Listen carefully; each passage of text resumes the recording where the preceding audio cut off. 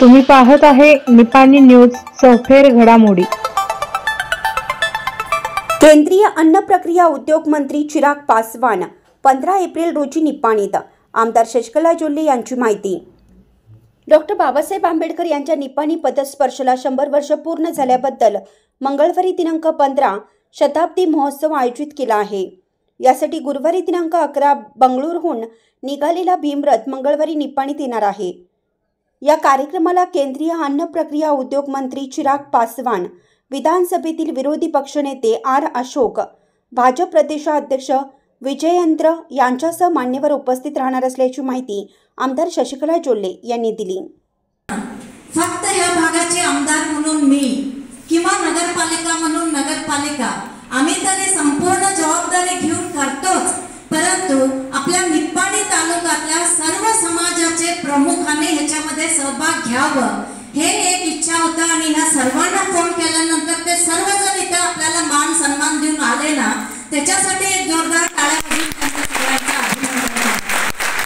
राजकारण करत असतो, राजकारणामध्ये विरोध असतोय, काय असतोय, झगडा घंटा काही असू दे, परंतु ज्या वेळेला माझ्या निपाणीमध्ये, आमच्या निपाणीमध्ये जगामध्येच इतका सुंदर घटना लिहिलेले घटनेचे शिल्पकार, भारताचे रत्न डॉक्टर बाबासाहेब आंबेडकर सारखे नेते, एक नायक इथं येऊन 100 वर्ष होतात ना, तर ह्या पदस्पर्श केलेल्या ह्या पुण्यभूमीमध्ये आम्ही तुम्ही आहोत ना, हे देखील आपलं एक सौभाग्य असं आपल्याला मानलं पाहिजे। कारण जसं सोनलने सांगितले, मी प्रत्येक वेळेला सांगत असतो की माझ्यासारखी एक स्त्री, आम्ही पण चूल मुलं सांभाळणार आहोत, आम्ही पण 4 भिंतीमध्येच राहणार आहोत, परंतु ज्या वेळेला एक स्त्रीला देखील समाजामध्ये एक अधिकार दिला, हक्क दिला, माझ्यासारखी एक स्त्री कर्नाटक राज्याची मंत्री होऊ शकते, 3 वेळेला निपाणी तालुक्याची आमदार होऊ शकते, सोनल सारखी एक महिला आपल्या नगरपालिकेचे अध्यक्ष होऊ शकते, अनेक माझ्या माता बहिणी नगरपालिकेमध्ये नगरसेविका होऊ शकतात, आणि माझ्या भारताचं प्रथम प्रजा मुर्मूची देखील एक महिला आहेत। आणि हे सर्व कुणाच्या कृपेनं, तर डॉक्टर घटनेचे शिल्पकार डॉक्टर बाबासाहेबांच्या कृपेनं हे आम्ही कधीही विसरणार नाही। कारण इतकं सुंदर घटना आहे, त्या घटनाचा विचार केला तर खरोखरच जगामध्ये अगदी पॉवरफुल घटना कुणाची असेल तर ते आपल्या भारताचे। आणि असे बाबासाहेब इथे येऊन 100 वर्ष झाली, आणि हे माझ्या मनामध्ये खंत होते की त्यांच्या घटनेच्यामुळे माझ्यासारखी एक आमदार होते, मंत्री होते, तर त्यांचं ऋण कुठल्या स्वरूपामध्ये आपण फेडायला पाहिजे। तर माझ्या निपाणी मतदारसंघामध्ये एससी कॉलनीमध्ये असू देत, शुद्ध पिण्याचं पाण्याचं घटक असू देत, रस्ता असू देत, गटारी असू देत, हे जरी आम्ही करत असतो राजकारणाच्या माध्यमातून, तरी देखील आपल्या बाबासाहेबांना वंदन आपण कुठल्या पद्धतीनं करू शकतोय। तर त्याच वेळेला ज्या हिवाळीचं अधिवेशन होतं डिसेंबरमध्ये बेळगावला, आणि त्या अधिवेशनामध्ये माझ्या डोक्यात एक आलं की आज एप्रिल 11, 2025 आजच्या दिवशीच डॉक्टर बाबासाहेब आंबेडकर निपाणीला येऊन 100 वर्ष पूर्ण झाले। म्हणून आपल्याला एक विचार होता की आपण सरकारकडे मागणी मागूया, आपण सरकारला मांडणी तरी करूया, तर सरकार दखल घेतला तर इथे एक सुंदर असा कार्यक्रम आपण करायचा। आवाज माडगड पटपट करायचं। हिवाळी अधिवेशनमध्ये अधिवेशन सुरू झालं, आणि त्या वेळेला तुम्हाला सगळ्यांना माहित आहे आपले महात्मा गांधीजी बेळगावला येऊन 100 वर्ष पूर्ण झाली होती, आणि त्या वेळेला काँग्रेस सरकारने अनाउन्स केलं की आम्ही इथं गांधीजी आलेल्या 100 वर्षाचा 4 दिवस आम्ही कार्यक्रम करतो। आम्हाला विरोध नाही, कारण त्यांच्यामुळे आम्हाला स्वातंत्र्य मिळालं, आणि ज्यांच्यामुळे स्वातंत्र्य मिळाल्यानंतर ते टिकवून ठेवणं फार महत्त्वाचं होतं, आणि त्यांच्यामध्ये योगदान कुणाचं होतं? डॉक्टर बाबासाहेबांचं होतं। म्हणून मी विचार केला आणि अधिवेशनमध्ये मी बोललो की जसं महात्मा गांधीजी आलेले 100 वर्ष तुम्ही सरकारच्या माध्यमातून करताय, तसे संविधानाचे शिल्पकार डॉक्टर बाबासाहेब आंबेडकर देखील आपल्या बेळगाव जिल्ह्यामध्ये 3 कडे येऊन गेले होते त्यावेळेला. इथं असू दे, चिकोडे असू दे, आणि एक कुठंतरी येऊन गेलं होतं. म्हणून त्यांच्यासोबत आपल्या बाबासाहेबांचा देखील तुम्ही 100 वर्षाचा एक कार्यक्रम करा. मी त्यावेळेला बोललो. नंतर तिथं सरकारला जाऊन भेटलो. हे काहीतरी कार्यक्रम करा म्हणून विचार केला, तर सरकारकडून काहीही प्रतिसाद आपल्याला मिळालं नाही. आताच 15 दिवसाच्या पाठीमागं जसं विलासने सांगितलं तसं नगरपालिकेच्या सर्वांना बसून मी आणि अण्णा सर्वजण बसून आम्ही विचार केला की सरकार केलं नाही तर केलं नाही, आम्ही नगरपालिका थोडं आणि जोल्ले ग्रुप थोडं मिळून आपण हे कार्यक्रम यशस्वीरित्या सुंदररित्या पार पाडूया. आणि ज्या दिवशी आम्ही बोललो त्याच दुसऱ्या आणि तिसऱ्या दिवशी मला केंद्रातून फोन आला. माझ्या केंद्राचे माझ्या वरिष्ठांनी फोन केला की काय पाहिजे ते कर, परंतु हे 100 वर्षाचं शताब्दी तुझं निप्पाणीमध्ये झालंच पाहिजे. आणि हे राज्य नाही, आपला देश नाही, आंतरराष्ट्रीय लेवलमध्ये ह्याचं नाव आलं पाहिजे. खरोखरच हे आमचं तुमचं सगळ्यांचं सौभाग्य म्हणून मी समजलो, कारण हे संधी कुणाला मिळत नाही आणि आपण मिळालेले संधीचं सोनं करून दाखवायचं. म्हणून आम्ही विचार करायला, केंद्रातनं फोन यायला, राज्यातनं फोन यायला, सगळे मिळून आपण हो म्हटलं. आणि ज्या वेळेला कृषी उत्सव सुरू होतं त्याच्यामध्ये आम्ही पहिली बैठक तिथं फॅक्टरीमध्ये बोलवलं. तिथं देखील आपण सगळ्यांना सांगितलं. ते झाल्यानंतर दुसरी बैठक परवाच आपल्या बेंगळूरचे सर्व आपले वरिष्ठ लोक येऊन फॅक्टरीमध्ये ते आणि एक मीटिंग घेतलं. त्याचं रूपरेषा सगळं आम्हाला सांगितलं. आणि तिथून जे गव्हाणीच्या डोंगरावर जे जागा आहे तिथं जाऊन त्यांनी बघून आले. त्यांच्याबरोबर अण्णा गेले होते, मी तिथं बिझी होतो. आणि डॉक्टर वराळ यांच्या घरी गेलं. जे इतिहास आहे ते सगळं एक दिवस पुरा इथं फिरून आपल्या राज्याचे वरिष्ठ त्याचं माहिती घेऊन गेले. नंतर काल बेळगावला मीटिंग झाली. कारण फक्त आम्ही निप्पाणी एवढंच न म्हणता बेळगाव जिल्ह्याला ह्याचा सगळ्यांचा समावेश असावं ह्या दृष्टिकोनातून काल संध्याकाळी 4 वाजता बेळगावला मीटिंग झाली. आणि बेळगावच्या मीटिंगमध्ये सगळ्या मतदारसंघाला त्यांचं जबाबदारी म्हणजे लोक आणायची जबाबदारी. आणि तुम्हाला सगळ्यांना माहीत असू दे की कालच्या मीटिंग झाल्यानंतर आज तुम्ही यूट्यूबमध्ये बघा किंवा कन्नड चॅनलमध्ये बघा, आज 11 एप्रिल आज सकाळी 11 वाजता आपल्या विधानसौधामध्ये बेंगळूर विधान आज भीमरथ कर्नाटकातून सुरू झाला. आणि ज्या वेळेला भीमरथाचा तिथून प्रवास सुरू झाला तर आज रात्री चित्रदुर्गला येऊन हॉल्ट करणार. चित्रदुर्गहून दुसऱ्या दिवशी हुबळी धारवाडला ते रथ येणार आणि हुबळी धारवाडला वस्ती करून तिथून तिसऱ्या दिवशी बेळगावला रथ येणार.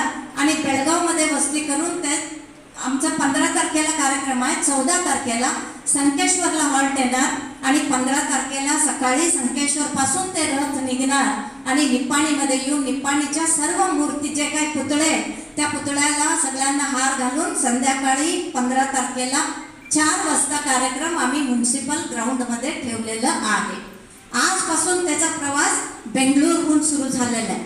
आणि तिथून रथ इतकं सुंदर केलं की दुसऱ्या कुठं वस्ती राहते तिथं पुढची लोक बोलवायला यायचं, त्यांना स्वागत करायचं, त्यांनी पुढं न्यायचं, जिथं वस्ती होते तिथं आणि पुढची लोक यायचं. असं खूप छान पद्धतीनं ते नियोजन केलेलं आहे. आणि ते रथ इथं संकेश्वरहून इथं निप्पाणीला येत असताना माझ्या सर्व निप्पाणी तालुक्याच्या युवा मोर्चांना जबाबदारी आहे की बाईक रॅलीमधून ते रथ स्वागत आपण करायचं आहे. आपल्याला संकेश्वरहून निघालं की तौंडी घाटामध्ये आपण त्यांचं स्वागत करून घ्यायचं आहे. तसंच आपण बाईक रॅलीतून सगळ्या ग्रामीण भागातून बाईक्स येऊन ते रॅली घेऊन आपण सगळ्या पुतळ्यांना हार घालायचा आहे आणि घालून आपण म्युनिसिपल ग्राउंडमध्ये कार्यक्रमला यायचं आहे.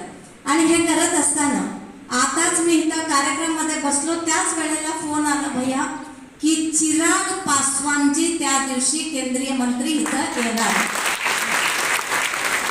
अजूनही 2-3 आहेत, त्यांचं अजून फायनल व्हायला नाही म्हणून मी सांगितलं नाही आहे. चिराग पासवानजींचं फायनल झालेलं आहे आणि त्या दिवशी त्यांनी देखील ह्या कार्यक्रमामध्ये उपस्थिती दाखवणार आहे. अजून केंद्रातून कोण येतील, अजून 2-3 नावं आपण दिलेलं आहे. रामदास आठवलेजींचं पण नाव दिलेलं आहे, त्यांचं अजून फायनल व्हायला नाही आहे. तर कोण कोण येतील ते तुम्हाला आणि उद्या परवा सांगत जाऊया. आणि आज चिराग पासवानजीचं तरी आपण फायनल केलेलं आहे. आणि राज्यातून अशोकजी येतील, आपले राज्याध्यक्ष येतील आणि विधान परिषदचे आपले विरोध पक्षाचे नेते येतील आणि सर्व आमदार, सर्व खासदार देखील त्या कार्यक्रमाला उपस्थित राहणार आहे. हे आजपासून कार्यक्रमाला सुरुवात झालेली आहे. आता जसं प्रमोदने सांगितलं की ते बेंगळूरचं आठवण करून दिलं त्याने. आम्ही शहरात सगळेजण बेंगळूरला गेलो त्यावेळेला त्यांनी सांगत होता असं पाहिजे, तवंडीमध्ये असं आहे, इकडं त्या पद्धतीनं आपल्याला बौद्ध धर्माला देखील आपल्याला काहीतरी पाहिजे. आणि पूर्वीपासून मी सगळं विचार करतोय, खरं तुम्हीच आम्हाला साथ देत नाही. इथं कुठंतरी मागं पडलोय आम्ही. आता काय मनात आलंय कुणाला माहित. आता हे प्रवेश झाल्यानंतर सगळेजण आज तुम्ही आलाय, परंतु खूप सुंदर योजना आमच्याकडे असतात. आम्ही कधीही जातपात बघत नाही किंवा पक्ष बघायला पाहिजे, कारण राजकारण आहे. आणि त्याबद्दल आपण जे काही थोर व्यक्तींचं जे आहे ते आपण सोडून देत नाही, कारण आपला धर्म, आपला देश, आपलं देव आणि आपला संस्कार हे जपासणं हे खूप महत्त्वाचं आहे. म्हणून त्यावेळेला बोललो, त्याच्यानंतर त्यांनी दुसरीकडे गेलं, आम्ही आमच्या कामात लागलो, परंतु विचार मात्र घुमत होता. मी सोडलेलं नाही आहे. आज मी सांगितलं तर तुम्हालाच आश्चर्य होईल. आणि विलासजींनी सांगितलं की 100 कोटी आपल्या निपाणीमध्ये स्मार्ट सिटीसाठी आणा. केंद्रातून परवाच फोन आला, काय पाहिजे सांगा तुम्हाला, हे आंबेडकरांच्या शताब्दीच्या निमित्तानं आम्ही देतो म्हणून काळजी करू नका. जितकं तुम्ही मला साथ देईल तितकं हत्तीचं बळ मला येणार आहे. आणि मी कधीही आपल्या निपाणी तालुक्याच्या विकासासाठी मागं पडणार नाही. ते काय पाहिजे ते असू दे, जे तुम्ही आज मला व्यक्त केला. खरोखरच परवाच मला फोन आला केंद्रातून, इथं काहीतरी करायला पाहिजे आणि काय पाहिजे सांगा. मी म्हटलं हे कार्यक्रम आवडतो, नंतर दिल्लीला येतो, नंतर मी मागतो म्हणून सांगितलेलं आहे. हे एक विषय क्लिअर झाला.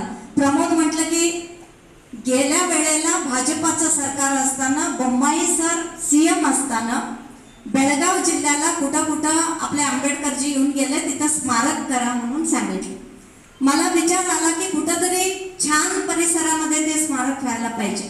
म्हणून आपण गव्हाणीचं 10 एकर जमीन खरेदीच्या प्रोसेसमध्ये नाही आहे, ऑलरेडी खरेदी झालंय 10 एकर जमीन. आणि तिथं त्या दिवशी आम्ही तुम्हाला सगळं चित्र दाखवतो. तिथं सुंदर असं त्यांनी म्हटलं की स्पर्धात्मक परीक्षा व्हायला पाहिजे, लायब्ररी व्हायला पाहिजे आणि तिथं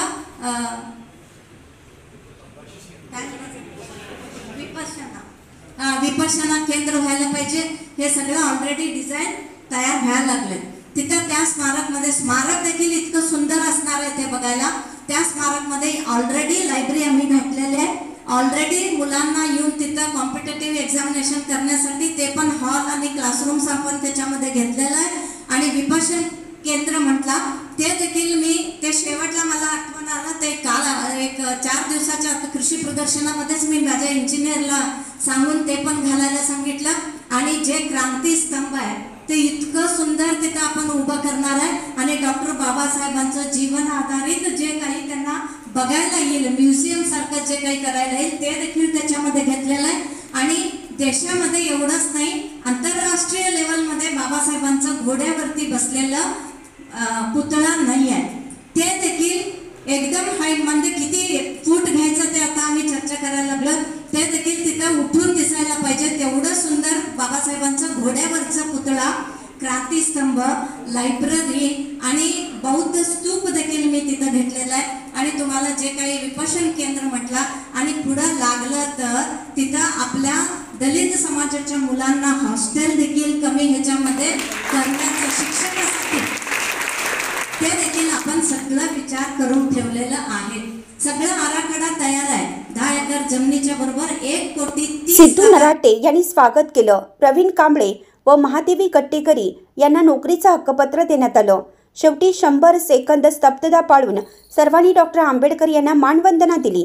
कार्यक्रमाला हालशुगर अध्यक्ष MP पाटील, उपाध्यक्ष पवन पाटील, उपनगराध्यक्ष संतोष सांगावकर, सभापती डॉक्टर जसराज गिरे, जयवंत भाटले, सुनील पाटील, योगिता घोरपडे, अविनाश माने, गणपती गाडीवड्डर, सूरज खवरे, सुरेश रायमाने, अभय मानवी, सुभाष शहा, मास्क ग्रुप अध्यक्ष Prakash Shah, Narendra Shah, doctor Chandrakant Kurpetti, Shrikant Paramane, Pratap Pattanshetti, Suresh Shetty, doctor SR Patil, Laxmi Khot, Vijay Kamble, Sunil Shewale, Arun Javed आदी उपस्थित होते. प्रणव मानवी यांनी सूत्रसंचालन केलं. विजय टवळे यांनी आभार मानले. त्यानंतर निपाणी नगरपालिका आवारामध्ये क्रांतिसूर्य महात्मा ज्योतिबा फुले यांच्या जन्मदिनानिमित्त प्रतिमेचं पूजन करून तसेच डॉक्टर बाबासाहेब आंबेडकर पुतळ्याला पुष्पहार घालून दोन्ही महापुरुषांना अभिवादन करण्यात आलं.